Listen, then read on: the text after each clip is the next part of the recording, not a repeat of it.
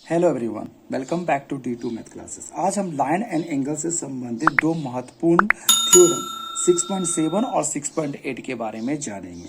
जिसमें एक पहला 6.7 में कहा गया है कि सिद्ध करे कि किसी त्रिभुज के तीनों कोणों का योग 180 डिग्री होता है, अर्थात the sum of the three angles of a triangle is 180 degree. तो सबसे पहले हम इस थ्योरम में क्या दिया गया है और क्या प्रूव करना है उसे जानते हैं। चलिए, तो इसमें पहले बताया जा रहा है कि ये हमारा एक ट्राइंगल है जिसका नाम क्या है, ए बी सी। ठीक है ना। तो हम लिखेंगे गिवन में ए बी सी एक त्रिभुज है। ठीक है ना। तो जिसमें हमें सिद्ध क्या करना, रिक्वायर्ड टू प्रूव क्या करना कि इनके तीनों एंगल का सम, अगर ये एंगल हो, ये एंगल 1, ये मान लीजिए एंगल क्या है हमारा 2 और ये एंगल है हमारा 3, तो इन तीनों एंगल का जो सम होगा वो क्या होगा, 180 डिग्री होगा। तो हमने इसे क्या माना, एंगल 1, एंगल 2 और ये हो गया एंगल 3। तो रिक्वायर्ड टू प्रूफ में हम लोग क्या लिखेंगे, तो रिक्वायर्ड टू प्रूफ में हम लोग लिखेंगे angle 1 plus angle 2 plus angle 3। 1, 2 और 3 का जो सम है वो किसके बराबर है, 180 के डिग्री के बराबर है। अब कंस्ट्रक्शन, रचना। तो कंस्ट्रक्शन में हम लोग क्या लिखेंगे, ये जो पॉइंट ए है, इस ट्राइंगल का जो शीर्ष ए है, इससे हम क्या करेंगे, BC के पैरेलल एक लाइन एल खींचेंगे, यानी एल जो लाइन खींचेंगे वो BC के समानांतर खींचेंगे। तो हमने क्या किया, इस शीर्ष ए से एल जो है किसके पैरेलल किया, BC के पैरेलल खींचा। तो यही हम लोगों ने कंस्ट्रक्शन में लिखा। अब हम लोग प्रूफ पोर्शन यानी प्रमाण में जाएंगे। तो अगर प्रूफ पोर्शन में जाए, प्रमाण में देखें, तो ये क्या लाइन है, ये जो लाइन है एल, ये दिख रहा है, एल जो है ये पैरेलल किसके है, BC के पैरेलल है। ठीक है ना। और इसको ये ए बी क्या करती है, काटती है। रेखा एल पैरेलल BC को कौन काट रहा है, ए बी काट रहा है। तो ये जो एंगल हमारा होगा, ये जो एंगल होगा, ये वाला एंगल, ठीक है ना, जो जेड जैसा पोर्शन बन रहा है, ये दिख रहा है आपको, जेड जैसा है। इसे ये कोण को क्या कहते हैं हम लोग, एकांतर अंतर कोण यानी अल्टरनेट एंगल कहते हैं। तो ये कोण जो होगा हमारा इस एंगल के क्या होगा, इक्वल होगा। जिसे हम लोग क्या मानते हैं, यानी एंगल 2 जो होगा वो हमारा किसके बराबर होगा, एंगल 4 के बराबर होगा। तो इसी पार्ट को हम लोग प्रूफ में स्टार्ट करते हैं लिखना। तो हमने क्या किया, एल जो है पैरेलल है BC और इसे ए बी क्या करती है, काटती है। तो ये जो एंगल 2 होगा, ये एंगल जो 2 होगा वो किसके इक्वल होगा, एंगल 4 के क्या होगा, इक्वल होगा। ये हो गया एकांतर अंतःकोण या अल्टरनेट एंगल।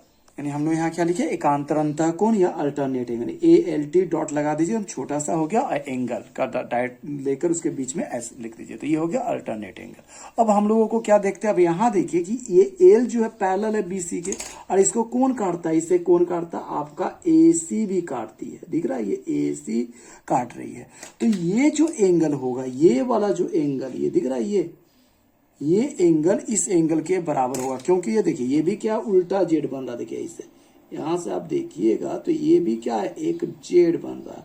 सीधा जेड या उल्टा जेड, वो क्या होता है हमारा, एकांतर अंतःकोण होता। तो ये जो एंगल हुआ ये भी क्या होगा, एकांतर अंतःकोण होगा। यानी एंगल जो अगर 5 इसको माना जाए तो एंगल 5 किसके बराबर होगा, एंगल 3 के।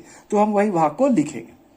तो एल जो है पैरेलल है BC और इसे कौन काटता है, AC काटता है। तो ये जो एंगल 3 क्या होगा, एंगल 5 के बराबर। देखिए अंदर वाला पोर्शन लिखे थे पहले, एंगल 2 किसके बराबर है, एंगल 4 को। तो अगले स्टेप में अंदर वाला ही पहले पोर्शन, ट्राइंगल का जो अंतःकोण है उसको ही पहले लिखिएगा, दिक्कत नहीं होगा। ठीक है ना। तो एंगल 3 किसके बराबर होगा, एंगल 5 के बराबर होगा। ये भी किसके कारण हुआ, हमारा अल्टरनेट एंगल यानी एकांतर अंतःकोण के कारण हुआ। तो इसे हम लोग क्या मान लेते हैं, इक्वेशन 1। ये हम लोगों ने क्या माना, इक्वेशन 1, और इसे हम लोगों ने क्या माना, इक्वेशन 2। अब हम इन दोनों इक्वेशन 1 और इक्वेशन 2 को क्या करेंगे, जोड़ेंगे। ठीक है। तो हम लोग ने क्या किया, समीकरण 1 और समीकरण को क्या करते हैं, जोड़ने से। तो जोड़ने से क्या आएगा, देखिए यहाँ पर ये वाला भाग 2 के साथ क्या जोड़ेंगे, एंगल 3, यानी एंगल 2 के साथ क्या जुटेगा, एंगल 3, यानी एंगल 2 प्लस एंगल 3 इक्वल का साइन है तो एक इक्वल लगाएंगे, और एंगल 4 के साथ क्या जुटेगा, एंगल 5। तो एंगल 2 प्लस एंगल 3 जो हो गया एंगल 4 प्लस एंगल 5 के बराबर। लेकिन आप देखेंगे हमको प्रूव क्या करना था, 1 प्लस 2 प्लस 3।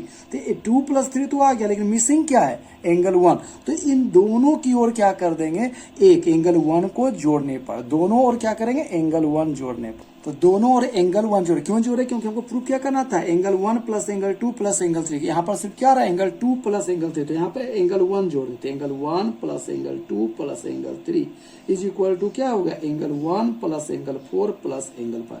अगर बराबर पोर्शन में बराबर चीज जोड़ते या घटाते तो कोई परिवर्तन नहीं होता। तो हम इसे क्या मानेंगे, इक्वेशन क्या मानेंगे, थर्ड मानेंगे। किंतु आप देखिए, हम लोगों ने जाना है कि अगर ये रेखा है, ठीक है ना, इस रेखा पर एक बिंदु लिए, इस पर जितना भी एंगल होता है, ठीक है ना, इन सभी एंगल का सम क्या होता है, 180 के बराबर। चाहे ये एक रेखा, इस पर एक लाइन खड़ी है तो इन दोनों का सम भी क्या होगा, 180।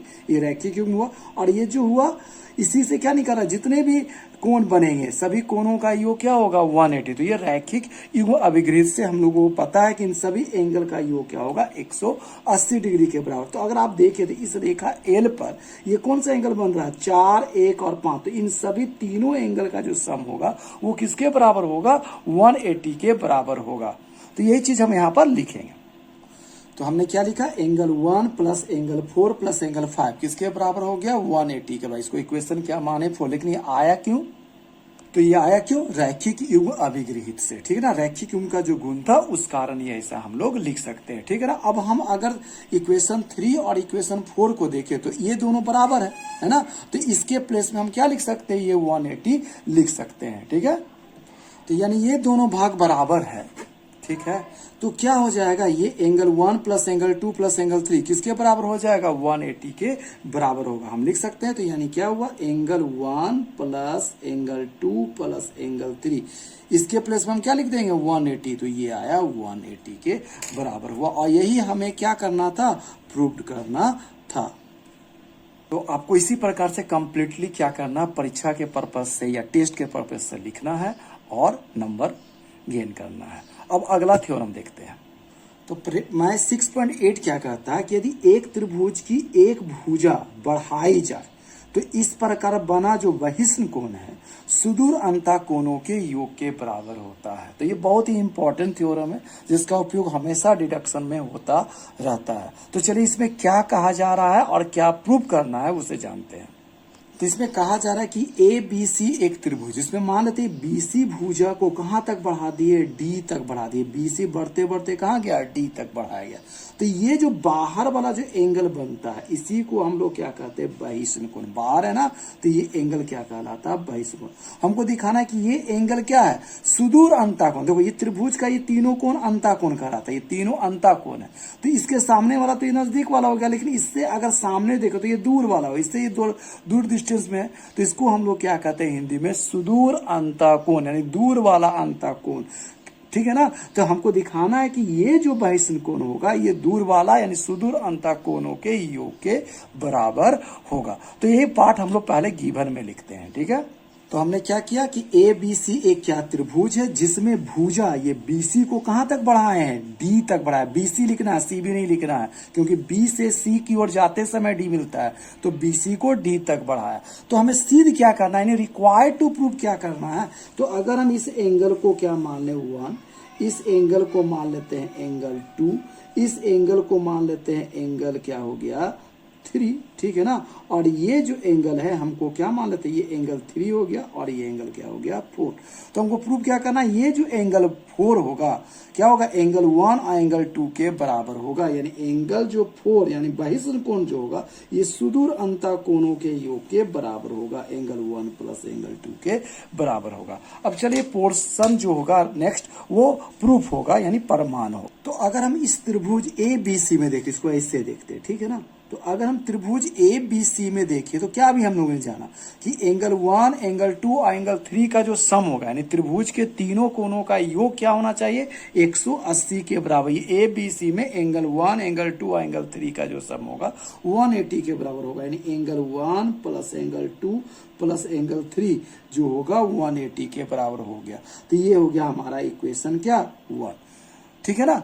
पुनः अब देखें तो ये जानेंगे कि ये जो एसी रेखा, ये जो दिख रहा है एसी रेखा है, ये एसी रेखा किस पर खड़ा है, ये देखिए ये बीडी पर खड़ी है ना। देखिए है ना, ये जो AC रेखा है ये BD पे खड़ी, तो ये एंगल 3 और एंगल 4 का जो सम होगा, ये जो AC है BD पे खड़ा है, इसलिए एंगल 3 और एंगल 4 का सम क्या होगा, 180 होगा, जिसे हम लोग क्या कहते हैं, लीनियर पेयर यानी रैखिक युग्म कहते हैं। ठीक है ना, तो यहाँ लिखेंगे इसी पोर्शन को। तो हम लोग ने क्या लिखा, रेखा जो AC है रेखा BD पर क्या है, खड़ी है। तो इससे फायदा क्या होगा, इससे मेन फायदा क्या होगा कि एंगल 3 और एंगल 4 का जो सम हो गया, एंगल 3 और एंगल 4 का जो सम होगा वो 180 के बराबर होगा। ये क्यों हुआ, रैखिक युग्म से यानी लीनियर पेयर के थ्रू से होगा। ये हो गया हमारा इक्वेशन 2।